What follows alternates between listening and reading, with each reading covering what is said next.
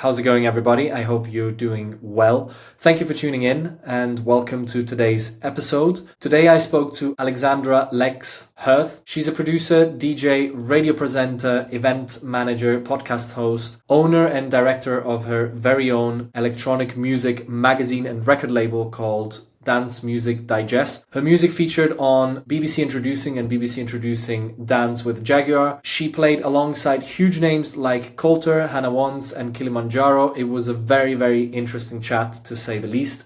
We touched on all things music, what she's been up to since we spoke last time. We talked about London as the electronic music hub, full of opportunities to meet people, to network, to get into parties, events, the everlasting importance of radio, especially in the UK, and how it can get you on the map. We also dived into her previous life in corporate marketing, how she transferred those experiences and lessons she learned to her artist career, which led us to the importance of visual branding and content creation, how to promote yourself and stand out, how to find your way of tackling a successful social media presence, besides a lot more incredibly valuable and interesting key points that Alexandra pointed out today. We had a lot of fun recording this episode, and I hope that you enjoy it as much. Let's do it. How is London on that note? Because I haven't been since, I think. No, I've been a few times, like weekend wise, but like I've not stayed for a longer time, I think. How is it?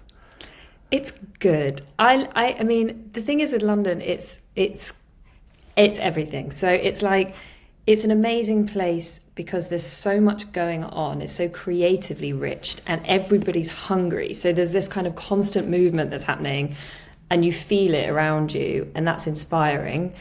And about being here is the relationships that I have and the opportunity to build those, particularly in music and in creative industries. The flip of that is it's insanely expensive, like just not compatible with earnings as a creative person, particularly in the earlier stages of your career.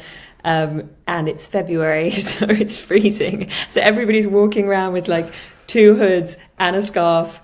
And, when you're going to a party, like if I'm getting ready to DJ, it's like I'm in my nice warm flat and then I'm thinking, okay, I have to, like, what am I going to want to wear in the club? But between there is this horrible stage. So yeah, that bit's kind of jarring. And I think personally, I'm definitely thinking about like a more global life, let's say, where I'm not necessarily in London the whole year. But for building relationships and for like finding community, I can't imagine a city that's better than London. And that's what I do love about being here. Because you also spent time in Bali, if I'm not wrong? Yeah, I mean, I've spent the past 2 years, I've gone to Bali just actually for 2 weeks, just to work on music, because it's somewhere that you can go and it's obviously warm all the time. I literally produce with my laptop. I don't know about you, but I have the most agile setup. And I just literally started with just my laptop and my headphones and got used to producing that way really quickly and really early on. Actually, because I was inspired by seeing other people doing the same and being able to go to different places and produce that way. So I've found it a really good place to go. And there is something really, I don't know if it's just the energy there or the environment, but it just is a very like easy place to create. I find like my routine there is just so relaxing, and I can just spend, chunks of hours at a time. I can start a song in the morning, finish the bulk of it in the afternoon, and in the middle just go to a yoga class, and in the evening just go out for dinner and do that routine every day for 2 weeks, which is really nice. So yeah. Sounds amazing, honestly. It sounds amazing. I love that. I think it's also, I mean, if I think about going there and like doing like a, how do you call it? Like a retreat, sort of like a retreat production camp. It sounds amazing. I've never been. I've heard that there's a lot of influencers now there. So I don't know how I feel about that, in a sense, that you want to get away to a place where, you're secluded, so that you can work on your things. Yeah. But it's quite funny amazing. Actually. In the yoga classes, there's always a moment where the teacher, because my favorite part of it is Ubud, which is like more inland and it's slightly away from the chaos and the clubs and that kind of thing, because that's what I'm looking for. I want jungle and sanctuary a little bit more when I go. But yeah, the yoga classes, there'll be people getting their cameras out. And it's fair enough because that's how they're earning their living, because they're maybe like a wellness influencer or whatever.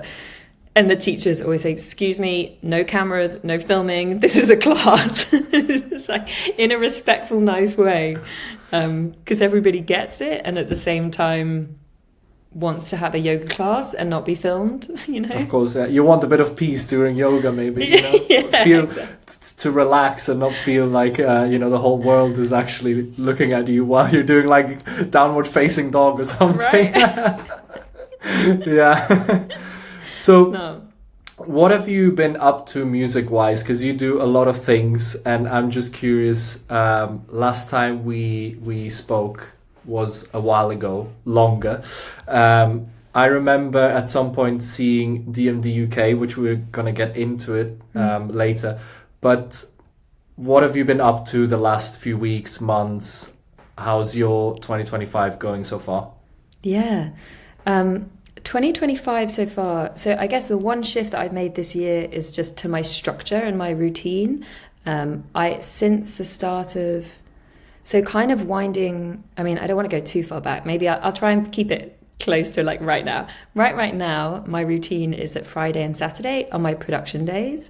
And those are days I have a studio that's near where I live, in Hackney. And in theory, if I can like shove everything else out the way, that's just 2 days where I go and I sit and I work on production. I obviously, like I said, I can produce anywhere, but there's something for me about sitting in a space where nothing can distract me. That's the main reason I go to a studio, not really for any other reason. Obviously speakers as well, but I actually think the distraction proofing is almost the most important thing.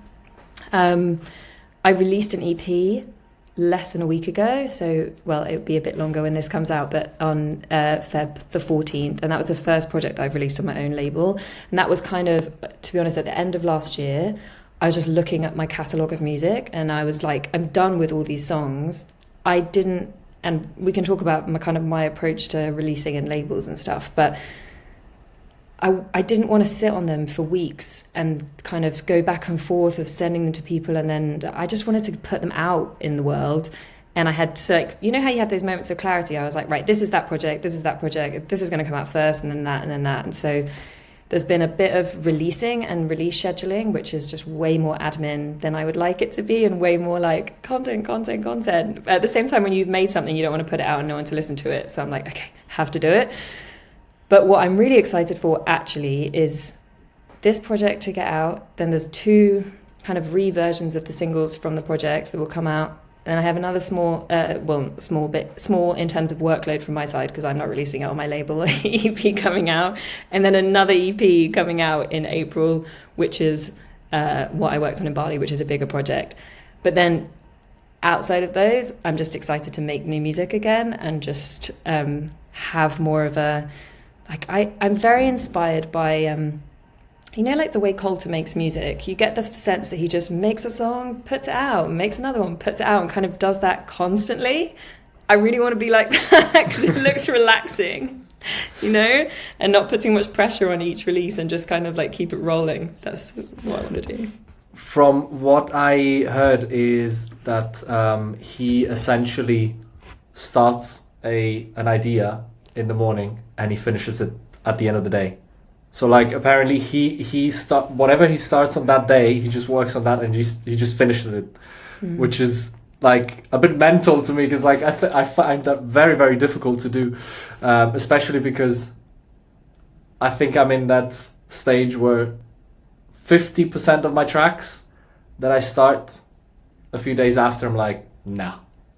And I just archive them. If I need something from them later on, like drums, bass or something like that, I'll just take it again. But I think I'm quite judgmental towards my music now. If it's not clicking, I'm just like, okay, away for now. I'll just continue doing whatever is working now. And I think collaborations have helped me a lot with that. So to just get going a bit faster and finish music a bit faster, because you have the external pressure, which, I mean, obviously, who wouldn't want to be like Coulter and like put out all this great music? It seems like he sits down, comes up with an idea, and then the execution of that idea is better than the idea itself as Yeah. well. And then he plays it out, and it's just a banger after banger. And everyone loves Like, it, and he's like, "Whoop!" exactly. Yeah, exactly. Yeah. Yeah. No. No, it's true. He's It's insane. true. But I do think there's a nice thing, and I don't know if you can relate to this, of you start your production journey, because I think when we met, like I was right at the start of my production journey, and then you spend hours and hours, and the main aim for me always was to just to get good and to get quick. So it is the ultimate aim is to do it so much that you can make something that you're happy with in that period of time, so that you don't always have that time to start questioning it and changing it and then losing sight of what it was in the first place. That's the golden state, I think. For me, it was exactly the other way around, and I think that's why it took me so long to start releasing. Yeah, I was like, no, this is sounding shit. I don't want this. Like, I'm not gonna finish this for so long, and now I'm just trying to finish, like, obviously, like, with the judgment that I have, like, just, you know, just, okay, this is going the right direction, okay, finish it. But it's still taking me a bit, but you know, it comes, as you're saying, it comes with practice, and only that you get, you know, you get better at it, and you get faster, and everything comes more naturally, I guess. But I will say, with your productions, like everything that you put out sounds so great. Like everything is so polished and classy, and like if I play it, I know it's going to work. And so there is something about just being critical, because you know exactly that you only want to deliver something that when people play it, they remember, and they're like, I want to play his music again, because it works, you know? I'm not laughing or smiling because I'm receiving a compliment. I'm smiling because I can already hear my teachers. If I had put out something that didn't sound nice mixing-wise, they would burn me alive. But yeah, no, I appreciate that a lot. I do spend a lot of time on the sound itself, but yeah, I think again, it's like, for me, mixing was getting into a routine mainly, because there's so many things you can do, and there's so many things that you can easily forget while you're focusing on something, you know. And the more you listen, the more the track becomes that identity, and the less you want to change it. So yeah, for me, from the friends that I learned, from the teachers that I learned, it's as fast as you can move at the highest level of quality. So like, you have to have this sort of like balance, because if you spend too much time, and I've done that for so many times, you just lose perspective, essentially. But enough about me. Apart from Coulter, I know that you have like more of like a tech house influence, but I'm wondering what sort of artists that you look up to, that you would like to collaborate with in the future, and that you would love to meet as well. Trauma, if he's listening. There's actually a lot, like a huge amount of artists that have influenced me, and I go in real phases where I become obsessed with someone, and then I move on and become obsessed with someone else. And yeah, so I think when I kind of look at my journey and where I would really like to go, I have a bit of a soft spot for Armand van Helden, because I think what he did in taking like really interesting dance music and underground music, and then creating like a commercial dance project from that. I can't think of someone who's done that in that way, and that is something at some point that I would love to do, but I see in my like 10-year plan. So I'm kind of like not wanting to do that right now. I feel like there's a long way that I want to go in my craft before I try and attempt to do something similar. I really look up to Follow would be one artist. I think it's almost like not just his musical productions, but also the way he packages them and presents them and kind of creates something that you as a listener can really follow and enjoy in that way. It kind of gives you a mood as much as like beyond the music. Trauma has like, I think he's incredible. I loop his music all the time and just think, how can I ever make drums that sound this good? I was listening to a lot of Cha Cha tracks, and that got kind of more like trappy, like percussive stuff at the end of last year. I don't think I would ever make something like that, but I listened to it with envy. And yeah, I started in a more kind of tech house. When I first started DJing, I played hip hop. So that was like my background. Then when I first got into house music, it was like Jamie Jones and that kind of tech house sound. Then Dennis Cruz was a massive influence. I became obsessed with his like overly saturated like basses. And I was like, how I want this. I want my low end to like growl all the time. And then it was like Piv and Coulter and like softer sounds that kind of then took me more into like a deep house space. So yeah, and that is probably like the biggest influence on my music from the past year, maybe 2 years. But yeah, with that kind of tribal-y influence as well. And going back, what did Alexandra in her teens listen to? 2 things.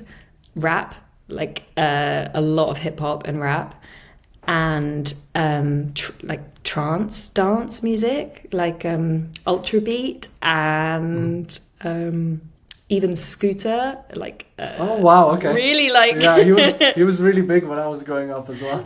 Yeah, he was everywhere. He like all that kind of stuff. Yeah, but I used to make all these playlists for my friends, and it was basically like Billboard Top 100 American rappers, like even like Pitbull. That's embarrassing, but true. I started appreciating him only now, I think, which I don't know if it's worse or better.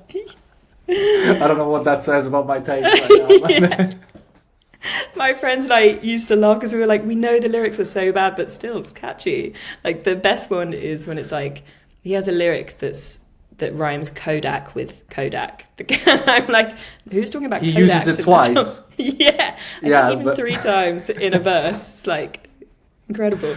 Do you know that meme where apparently like pregnant women have started putting videos of themselves before giving birth with Pitbull's lyrics or the song underneath that saying, no matter what you do in life, Pitbull has been there and done that. And then you hear the song like, I've gone through tough times, been there, done that. If I can do it, you can do it as well. And it's like pregnant women about to give birth. Like, and Pitbull's like, yeah, I've done worse, you know. I've done it all. I've done it all. Yeah. Gotta appreciate the cheese though. Yeah. Yeah. And then also the other thing was dancehall and bashment, like Vibes Cartel and Cranium, Spice. Yeah, a lot of bashment. Let's go back to your releases because they have been the earlier ones as well, actually. They've been played on BBC Introducing and BBC Introducing Dance by Jaguar. How has that happened? How did you find out, and what was your reaction? Yeah, it's funny actually because, I mean, the first song that I ever released was called Never Change, and I always had a bit of a weird relationship with that song because I was really excited to have made something that I could release. And at the same time, I've been DJing for way longer than I've been producing, and I was like, I don't think I'd play this as a DJ. So that's quite a jarring thing because you want to put stuff out and you're like pleased and you need to move on, and at the same time I'm like, but I really want to put out stuff that I want to play all the time, which is I guess a place that I'm at now, which is kind of a relief or just like a really nice feeling. But yeah, they actually have this amazing thing in the UK called BBC. So with BBC Introducing, anyone can upload their music and they will listen through it all and basically select from there, which is like incredible because, and this is what I like, I love radio so much because of this, because I can't think of any other platform where you have that accessibility. Like realistically, is Spotify reading our pictures? Maybe, but probably not. Just because of volume, like how can you have the capacity to do that? It's just not very practical. And then sending music to DJs, kind of hit and miss. Like I don't really have a good system for my promos. I am trying to set one up, but it's just not very practical. If I already have a relationship with someone and they send it to me, there's a much higher chance that I'll listen to it and consider it. And I think that that's me at my level. So someone at like any kind of bigger level is so much harder to actually reach them as it should be. And so having that way of getting your music heard and to a bigger audience, like having it be able someone to be able to listen to it and filter through is, I don't know, I just feel it's just like amazing. And it's allowed my music to get heard and to get recognized and to also make me feel like I was less alone in that process of producing something and putting it out. So yeah, Jaguar played my first song on her show, which is Introducing Dance. And then the next kind of like nice bit of pickup then with my next release, which is called Candela. Then Jess is at who's BBC Introducing. So outside of just dance music, she plays kind of across the spectrum. She picked the song up. I actually submitted for a Radio 1 in Ibiza competition, and I didn't win. I think this was maybe 2 years ago or a year ago. I didn't win, but she emailed me saying, like, the competition was just like huge volume of people. It was kind of crazy, but like, we love your song.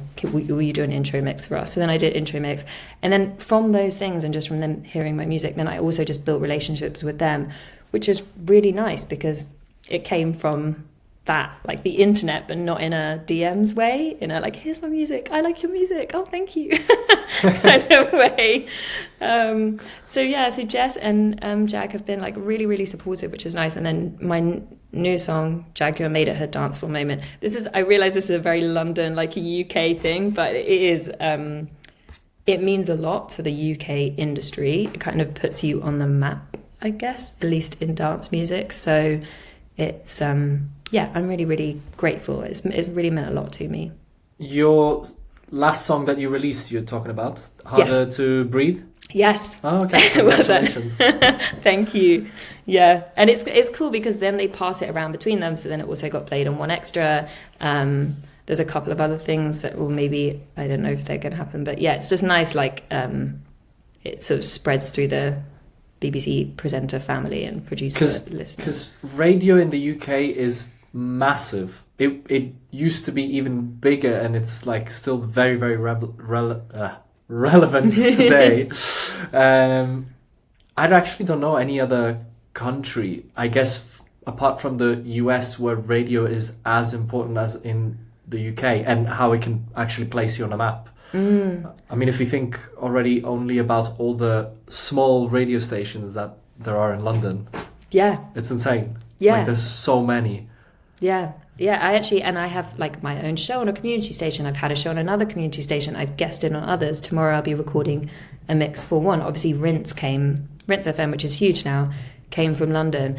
Like radio is a huge part of UK culture. And I remember someone actually said to me, I think it was an agent I was talking to in a kind of mentorship way. He was like, "Oh, like that's not going to be as important for your electronic career as other things, such as label and DJ affiliation." But I think it depends exactly where you want to sit, and definitely I want to be an artist that can be played on radio and also can be played in a club. That's like, I've always wanted to be a kind of crossover artist. So for me, it's amazing, and so I'm grateful for it. You mentioned that you're running your own show. Can you tell us a bit about it?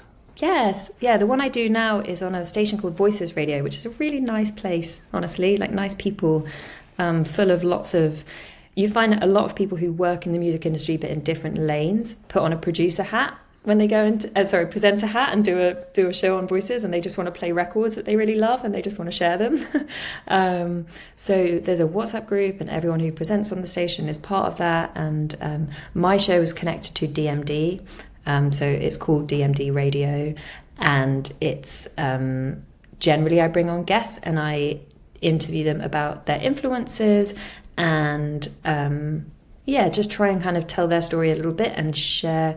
Like, I always want to, similar to what you're doing, break down the process a little bit of how you kind of get closer to becoming a DJ, or how you get more involved in the scene, how you kind of go from A to B, wherever A is for you and wherever B is wherever you want to get to.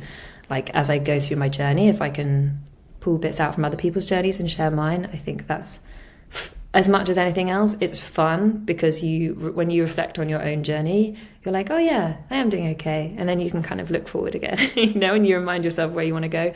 But it's also, I love, like, as much as I love producing and kind of wearing an artist and DJ hat, like, I really love interviewing people and finding out what they're inspired by and getting them to tell me an artist that they love. Like, I buzz off that, and then they put it on my USB, and I'm like, thank you very much. Love it. And likewise, by the way. Yeah, because you also learn a lot when you talk to people. Like, when you get to know their stories, their journeys, and like the challenges they faced and all that. It's sort of like you take a bit of wisdom from every person on your own path. We talked about DMD UK. Can you elaborate a bit? Because it's a bi-weekly newsletter. It's basically a dance music digest. Yeah, it is quite confusing. But is it inspired by Architectural Digest? Funny, do you know what? I honestly don't know where the name kind of came from, but when the name came to me, I was like, that's what it is. So it's, yes, in the sense that a digest, as in like you swallow information, you digest it, and then you share it with people in a simple and easy to read way. So before kind of alongside DJing, but before I started producing, I was writing. A lot of writing for me was just about figuring out myself and what I wanted, and reading and processing that information, and then writing it in a way to share it with other people. But so when I came to thinking about my career and being an artist and how I was going to build something that would in any way sustain, I knew that I needed to, I was looking at other people that were really breaking through, I think. And a great example at the moment is someone like Josh Butler. These people who have, Josh Baker even. Josh Butler as well, he has a label. But like Josh Baker, because of the multiple arms that he has in his wheelhouse, and when that all comes together, it's just like such a powerful thing around an artist. I knew that I wanted to have that ecosystem around me in some way, just certain outlets beyond it just relying on me and my music.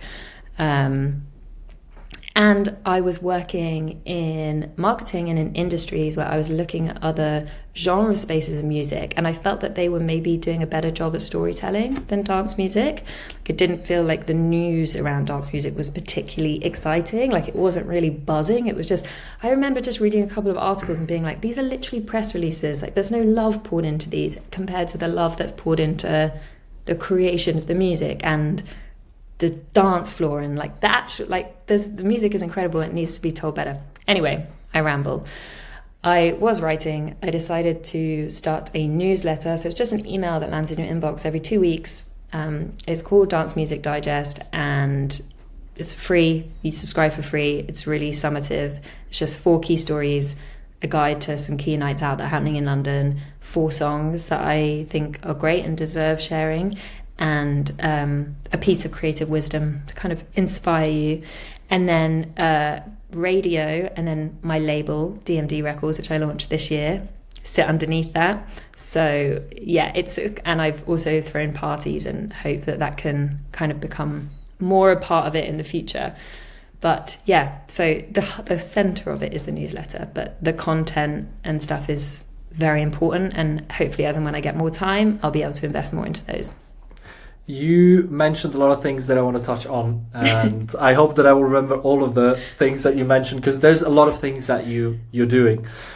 Let's talk a bit about your background outside of music, because you worked in marketing, in corporate marketing. You worked at Samsung, British Airways, Uber, Absolute Vodka, and you are now at Nike? I left Nike, but yes, I was at Nike. Okay. Yeah. What were the key lessons that you learned from that life? Because you mentioned, as you just mentioned, like the stories are not being told in music as well as they do in these, in this corporate world, where actually it should be the other way around, no? Because you are actually telling a story with music already. So what lessons did you learn that made you realize that, this could be done much, much better? I think, so I suppose firstly, so I started my career in that world, and it always gives me this slightly like dual frame of thinking, because on the one hand, it's useful to have that understanding of the way that world works. On the other hand, it's kind of totally polar to how you want to feel and how you want to think about your art and your work. And having a background, or I guess an expertise in that, doesn't make that any less jarring for me or any less confusing. And in many ways, I think it makes it more confusing. I know how important marketing is, and I know, I guess, a little bit more of the art of it. But sometimes I read things where people are like, you need to look at yourself as an artist and give yourself some kind of crazy character. And I just think, I don't want to do that. I really just want to try and present myself and maybe use some of the marketing tools in a way that makes it like digestible for people, but definitely not in any way too producty. But what I found actually was, particularly with brands, they don't know anything about underground electronic music, and maybe that's a good thing. Maybe there's a kind of protection there, and I think that's the case. But at the same time, I think there's a sort of, where I think hip hop has been really, really good is at telling its stories, like the blogs that surround it, and the kind of, and a lot of these are independent, but maybe there's like some funding that comes from brand sponsorship and that kind of thing. They're like hyping the music constantly, and I think in a way that's really creative. And I think often in dance music, we're quite shy about it. Like, we're quite like, oh, I made this thing, here you go, like just like make a spinning thing and put it out. And kind of like I was saying earlier, I do like the thing of being able to just make something and put it up and not put too much pressure. But at the same time, I think building deeper stories around the music and really telling people like why it's so good and how it all connects, and like buzzing about that hook that you heard and that drop, but not because it's massive, because it's subtle, or because it's just perfect. Like that I felt like could be, that passion could definitely like told more concurrently throughout the industry on, even if we don't like them, social channels, because that is where young audiences and young people are spending their time. So I think coming from that world has maybe given me that perspective where I'm like, okay, I want to make sure that positivity and that energy is at least coming across in my channels where I can, and also tapping into amazing designers and fashion and other worlds, and trying to kind of bring them into dance music in a way that's positive, so that the genre can so the best parts of the genre that we love can kind of get the support that they need to continue. Because in hip hop, it's already happening, as you mentioned. Yeah. Also, like brand partnerships, like a lot of brands are into like partnering with like rappers. I mean, this is old news, but it wasn't like this back in the day in the 90s. That was disco, and then hip hop was sort of like the house music, was like the house music to hip hop now, but it was to disco. So like hip hop was super underground. You had no like brand collaborations, nothing, and then suddenly it got like super like, you know, watches, I don't know, golden dollar chains and all that. Sneakers. So exactly, yeah. So do you think we're going in sort of like that direction with house music, you know, as a very general term? Because you start seeing like collaborations, like for example, I'm not sure if it's Rampa or Kind of Music, all three together, that they have a collaboration with Audemars Piguet now, which is like, you know, when I found out, I was like, oh, wow, like, okay, where's this going, you know? Are we all going to walk around in golden chains soon? Well, it's funny because, I mean, I don't know the exact structure of it, but I know that Kind Music are OVO affiliated, which is Drake's brand. So, like, I think they are well versed in, like, I don't know, I'm totally speculating, but there was an opportunity seen with what they were doing and the crowds they were drawing to bring some of that kind of brand heat and marketing energy and kind of pair it up with them. I think if you're a part of something, and I mean, I know some people are a part of something and they want to kind of keep it small and they keep it their own, but I am someone who, if I'm a part of something, I just want to see it thrive, and I want to support the industry that I'm in and the music that I'm in and see it grow like as much as myself. It's kind of like if you're working with someone, you want to see them grow, and you want to support the space and kind of see it strengthen and do it in a way that's really positive as much as you can control. So yeah, I don't know. I mean, like, definitely there's DJ culture has always been big, but maybe it's got a little bit cooler what's big now, whereas it used to just be like David Guetta. Now people are like, oh, and you know, artists like Peggy Gou, I know a lot of people like to be mean about her, but she's done something quite unique in taking the music that she has and bringing it to a much bigger audience, and that does open up doors for other techno and house artists, whether they want to recognize it or not, you know. No, I totally agree, because also I think the last few years have forced artists to be a bit more entrepreneurial, because there's so much loudness and so much noise. I mean, there's a lot of great music out there that's being released every single day, but as an outsider, when you listen to that, and I think I notice it a lot with my friends who are not into music at all, or at least not as much as, I mean, as I say that as a like comparison to me. I think when I release something, they are more like, oh, nice, it's a very chill track, but you know, within the community, they don't really know how much is being released. They don't know how much of a big deal it should be to that single artist, because you try to share that, because there's so many things being released at the same time, so you need that support from outside. And also, one of the things that I think is really difficult in the genre spaces of like deep house, more minimal music, is that we're now in this world where a reel where someone's going like, "Wah," and there's like a crazy reaction from the crowd, is what can make your music viral and make it really spread to a big audience. That's like the complete opposite intention that you're trying to have when you're making like a piece of music that you want someone to have like a real like felt reaction to, and so it's quite jarring as a how to promote that music when the whole sound of it and intention is less about having that huge climactic moment. And actually, if you're on a night out and it's just climax, you're a bit like, it gets tiring.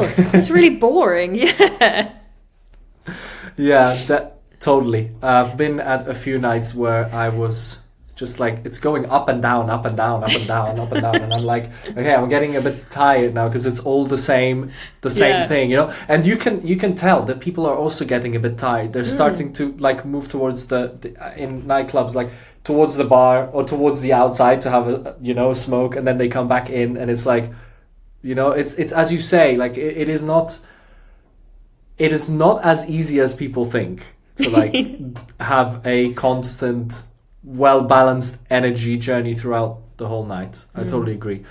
Having said that, because we were talking about so much music being released and so many people nowadays being producers, DJs, and doing everything, from your experience and your expertise as well, what do you think how can artists nowadays stand out and build a strong personal brand in that sense? It's a really good question. I also think it's really important as an artist to decide what you actually want and what you want your career to be about, because if you aren't comfortable doing certain levels of promotion or certain things, then you shouldn't have to. And the challenge with that is you probably won't get certain amounts of visibility, but I think it's kind of better to be okay with that. Do you know what I mean? Just to kind of decide. But if you do want to build a brand around your music and that sort of thing, I think you have to...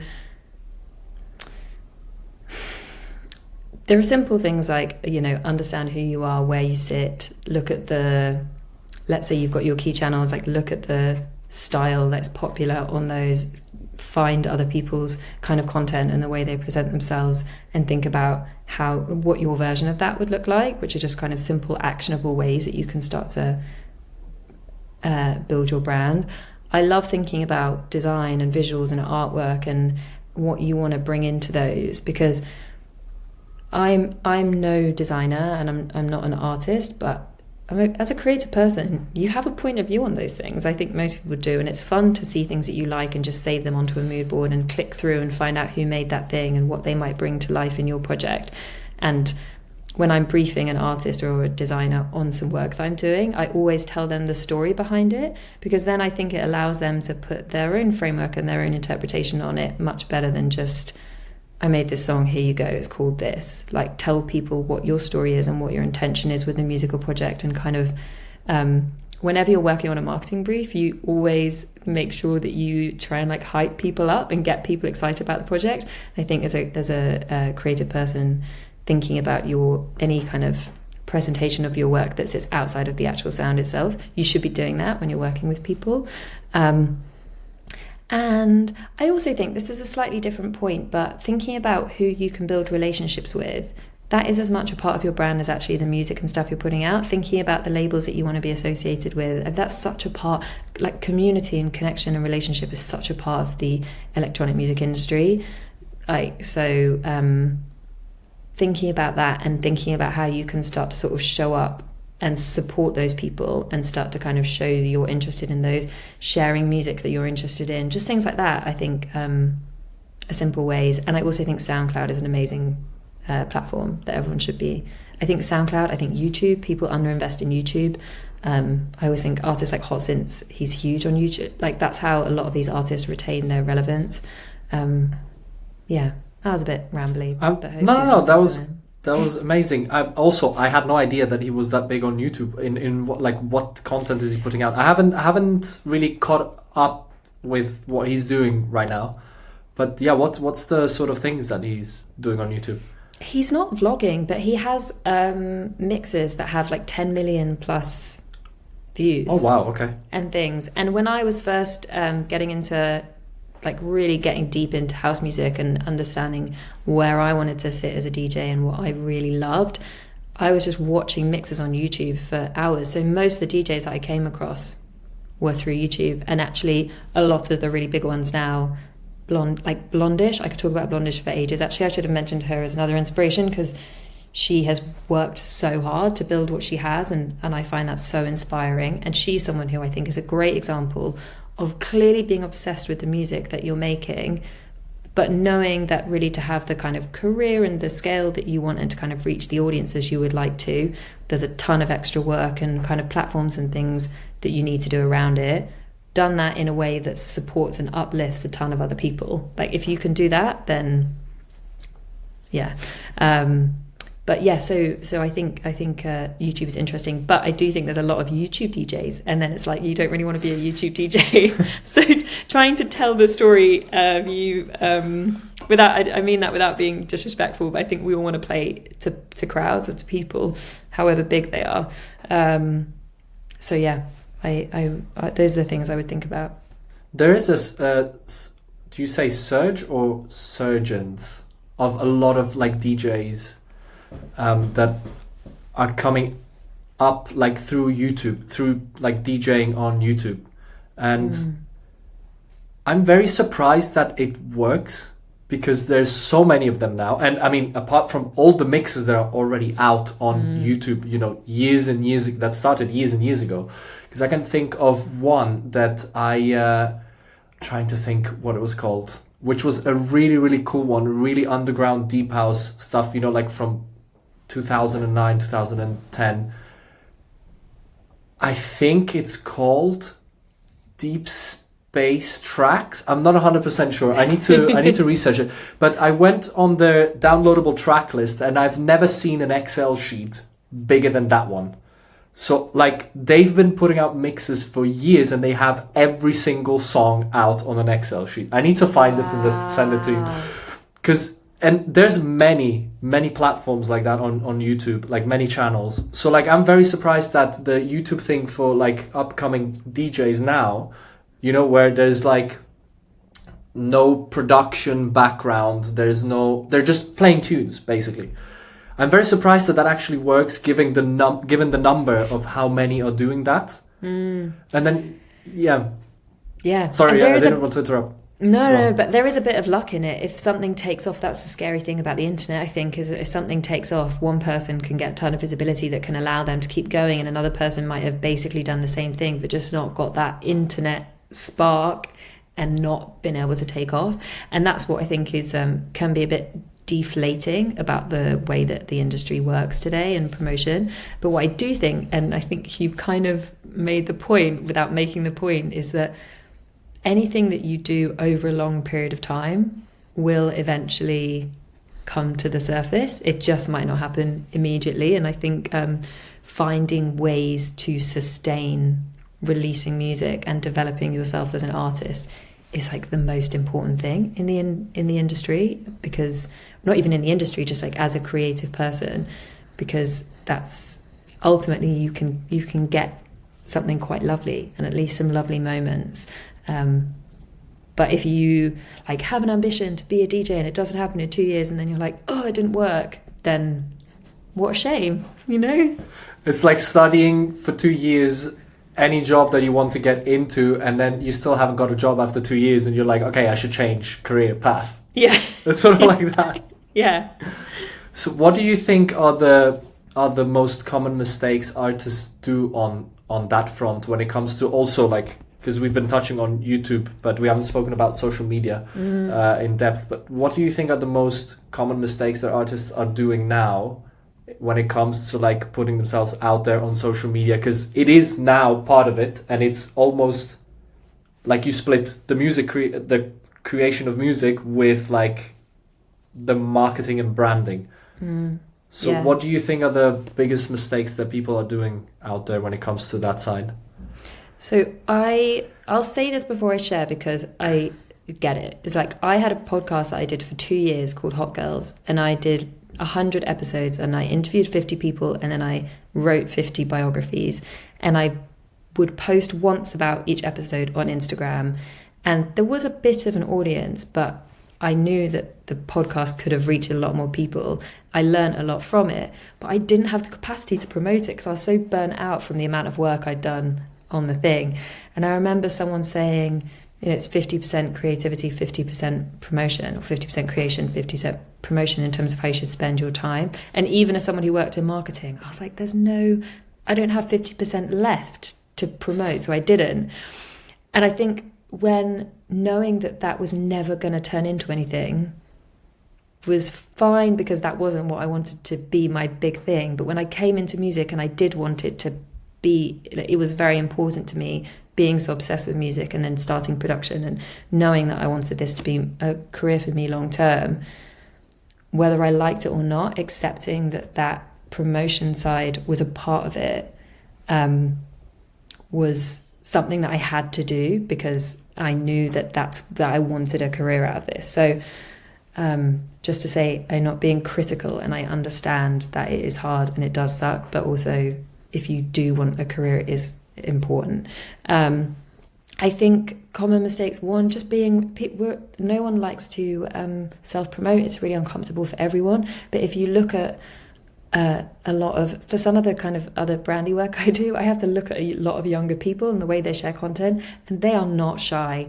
They will post 50 videos if they've released one song, just in the hope that one of them might take off. Wow. And the caption will be like, listen to my track. Yo, have you listened to my track? Listen to my track. And I'm not saying that everyone should go and do that, but there's something about seeing that makes you realize that when you put something out and you say, I made this, and people don't clock, it's like, you just be, I think being really shy is one thing. So I wish people could be more confident. I think like it's really scary thinking, what if this gets no views, no likes, no comments, etc. But people are watching, even if they're not necessarily engaging. And so I think being less afraid to just put things out. And also, this is actually something I learned from Virgil Abloh, which, because I used to watch loads of his, I thought he was just very interesting on branding and building creative products, was he spoke about how someone asked him the question of, oh, is there such a thing as posting too much? And he said, well, you get better at anything you do.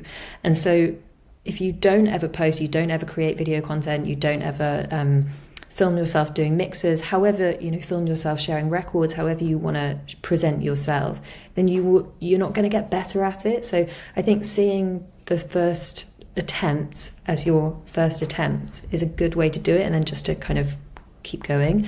And like I kind of mentioned it earlier, but like the design and branding process I think can be really fun. So just thinking a little bit about your visual presentation. People tend to see before they hear a lot of the time. So just putting some consideration to that and having fun with it, I would say. I think that's the most important one, because if you generally don't enjoy doing something, I think it gets very difficult to be consistent with it. Yeah.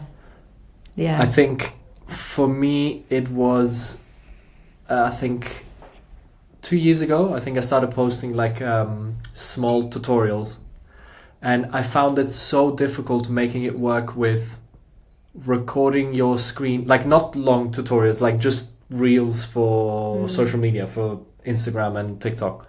I thought it was so much like time consuming. I don't think there was enough return from it. So I was just thinking like, this is too complicated. Like I really want to do this because everyone was doing it at the time, but it was so difficult given that also you're not only recording it, you also have to edit everything. I basically stopped at some point because I said, okay, I don't want to be inconsistent with this, but at some point I need to say, okay, I'm really not enjoying this. I need to put a stop and think of something else. And I think that's when I started like thinking about, okay, I didn't think about that. Andre from Dancing Vinyl here in Barcelona asked me when we were talking about interviews and like putting out content and stuff, he actually asked me, what is it that you actually want to do? And so I thought like, okay, I actually want to DJ. I want to share music. That's what I love the most, right? Now, obviously, like producing as well, I love it. But what started out for me was like, okay, I want to show people the music that I love. So I was like, okay, what if I start doing that, but for social media?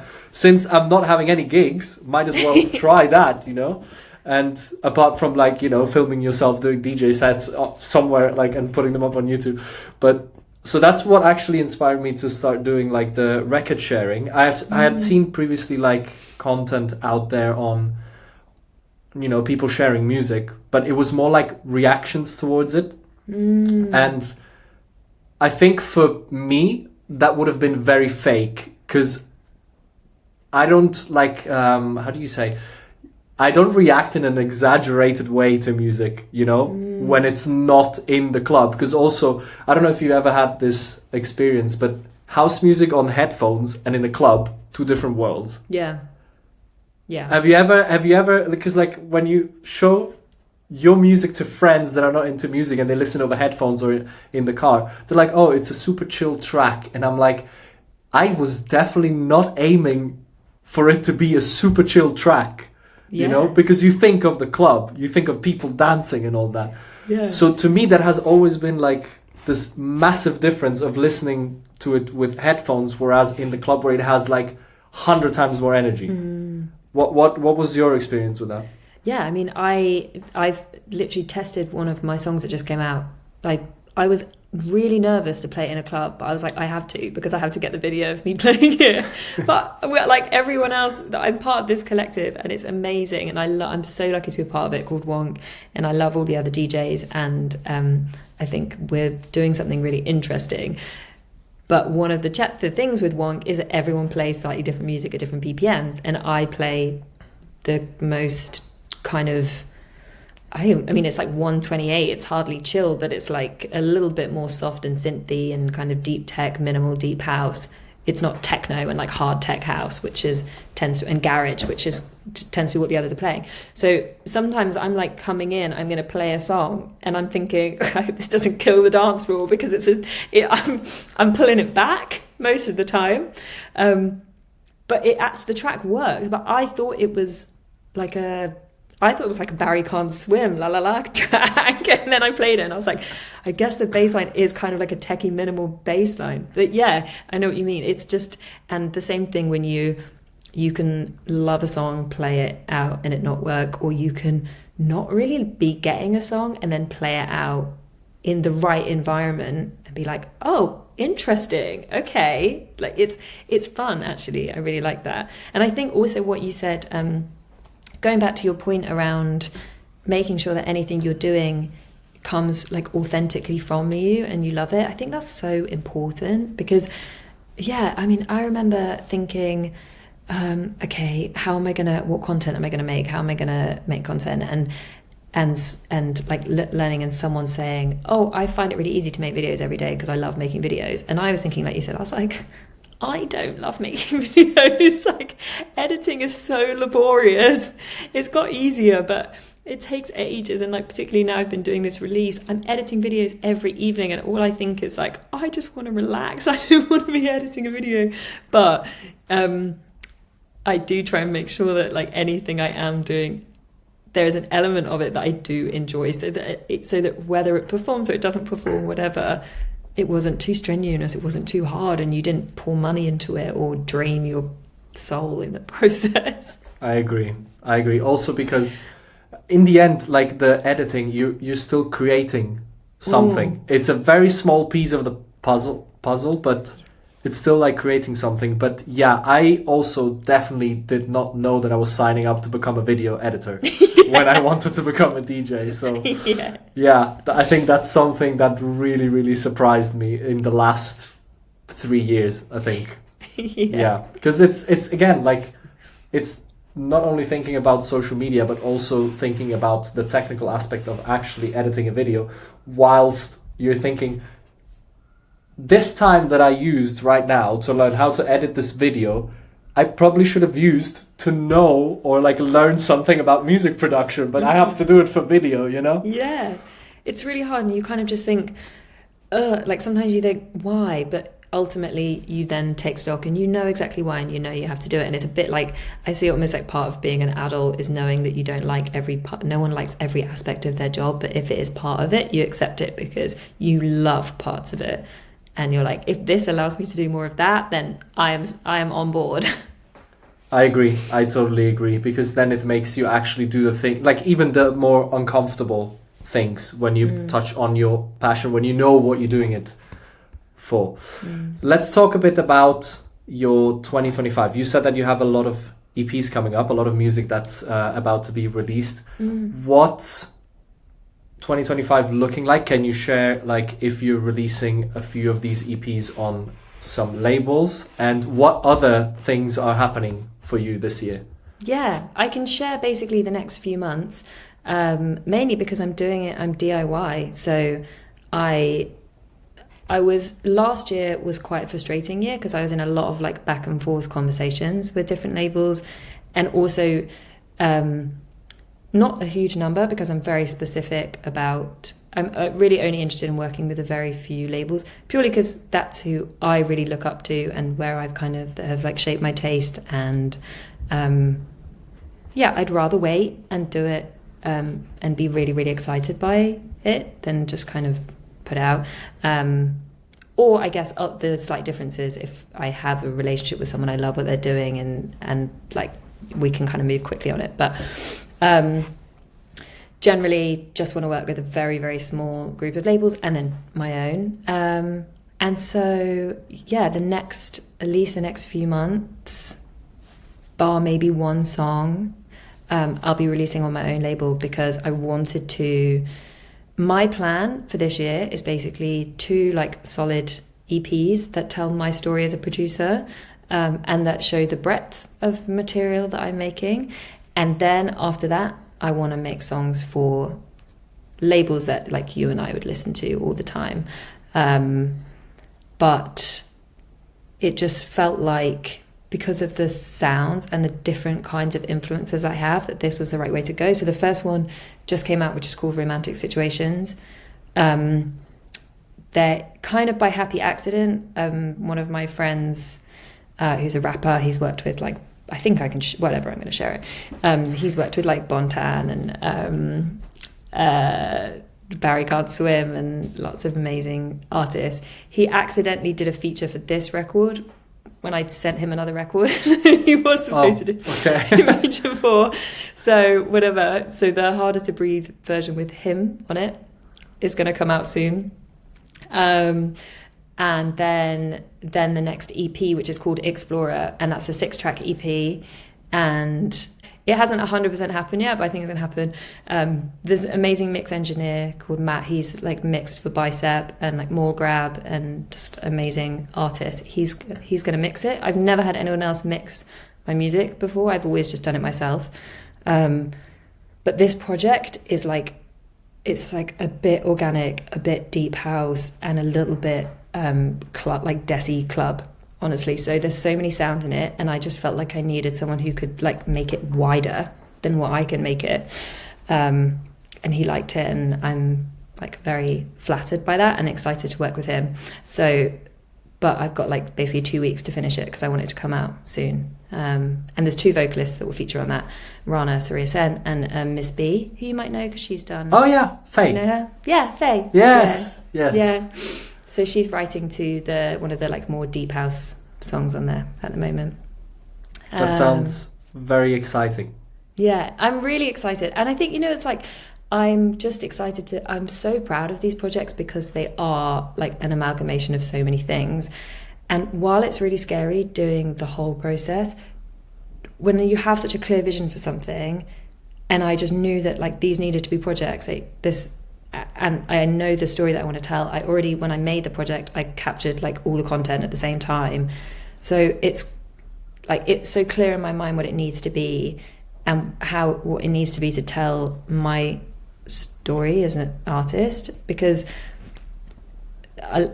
there's so many influences and thoughts that I've had on this journey of production. Anyway, I'm just excited to put it out, and whatever, maybe no one will listen to it, but at least I'm proud of it. And then after that Explorer EP comes out, like I said, then I'm kind of just like in intense mode with those. But then when I finish, there's a lot of conversations that I just need to follow up and send music to. And so then I'm just going to roll into label conversations again. But I just need to get these done. Any upcoming shows that you're excited to share? Because you mentioned that you're involved with Wonk Club. Yes. Right? Yeah. And I'm opening for LP Jobby in a few weeks, which I'm excited about. Also, she's an artist that I take a lot of inspiration from. Again, she's done really done projects, and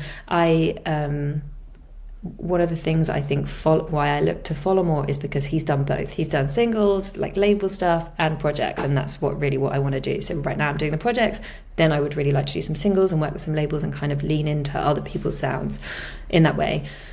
But yeah, so I'm really excited to open for her, and that's in London. That will be very fun. That's in March, and then Wonk. Yeah, so I tend to play about once a week at the moment, or twice a week. And Wonk I'm a part of it. It was founded by a DJ called Laura. She makes a lot of garage and bass, amazing producer, and just a great human being. And we met because the first label that I ever signed with was a kind of group of labels called Material Music, but they signed a lot of great artists in their early stages. They've they released Prayer by Prosper, which was one of their first which was their breakout song quite a while ago now. And Laura was one of their artists, and then I signed with them. So that was how we initially came on each other's radars. And then through She Said So, which was another organisation that I did some work with, we kind of also spoke more around that time. Then actually a label that she was working with then put me in touch with her to play at Wonk, and you know how these things happen. And then we just really gelled, and her manager Dan, who's really lovely, they kind of lead on Wonk, but I'm quite good at like admin-y stuff, and I don't mind helping with organising stuff, and I always have ideas. So I'm like, why don't we do this? Let's do this. And I think what I think is really interesting about it is, like I said, you have artists who all play house music and electronic music, but all different styles and genres. So I think it's like the perfect festival. Like, collective, because you know when you're at a festival and you kind of just stumble into something and then you're like, whoa, it's high energy because it's chopping and changing and moving, and there's a lot of different things in there. So that night happens every month, and we're doing this month, actually Sam Devine is coming we're doing like a creator clinic, which is really exciting. We're like, woo, Sam, we love it. Like, I haven't met her, I'm excited too. And we had Ninja Tune and Defected and Good Company representation at the last one. We do this kind of like panel talk A&R sessions. We're doing something at IMS. We're going to do a party, and we're doing, I think, a UK tour. So that's really nice, because we only started it last year, and then it's kind of picking up traction. But I think a lot of the reason is because everybody's growing on their individual journeys and then feeding it into this thing. So that's been really lovely and positive, and it's a genuine, very, very genuine space. And I think that's the nicest thing. When I started in music, I felt like I didn't know anyone, and it took ages to build relationships. And those people, and it's funny, like even you, it's like those people that you meet briefly, but you can tell that you're both just so genuinely invested in what you're doing, and there's like that shared passion, and you just want to go about it in the right way. Those relationships just sustain, even if you're not speaking all the time. There's just that kind of immediate connection, and then it's amazing how they come back, you know? Yeah, it works sort of like in cycles as well, somehow. Like, also because the music industry is not that huge, you know? So it's like everyone knows each other. So like, for example, when you mentioned She Said So, I had no idea that you were part of it as well. So you very highly likely know Christina as well. I do. Yeah, so She Said So, yeah. There you go. So, you know, that's exactly what I mean. So, yeah, it sounds like... You know, I will also say Christina's a massive inspiration to me, because I did know her, and she was like doing gigs and hustling, and then it was like she had this amazing year, I think it was maybe a couple of years ago, where she just kind of got her breakthrough. And also she had a similar background to me, because I think she was Google, I was Nike. I mean, the offices are like really close. Yeah. Yes, that's true, actually. And she's a lovely person, really genuine. Yeah, she's a machine. Like, I don't know how she does all of the things that she does. It's incredible. And, you know, on top of that, having a family as well. It's just, such a huge inspiration, and such a down-to-earth person, and such, you know, like when you see her, like you see the aura around it. It's and she really makes time. Yes, you know, she does. She's some really sort great. of like secret that she has. I need to find out. Like maybe she has. I plan like to just hang out with her. Yeah, exactly, and see where you can get like some extra time in the day. Maybe she has some like super cool like time warping secrets. I don't know. Yeah, I'm just gonna watch her and be like, "How are you doing this?" And making it look so effortless. How? Exactly. Yeah, it comes also super natural to her. I don't know. Like incredible.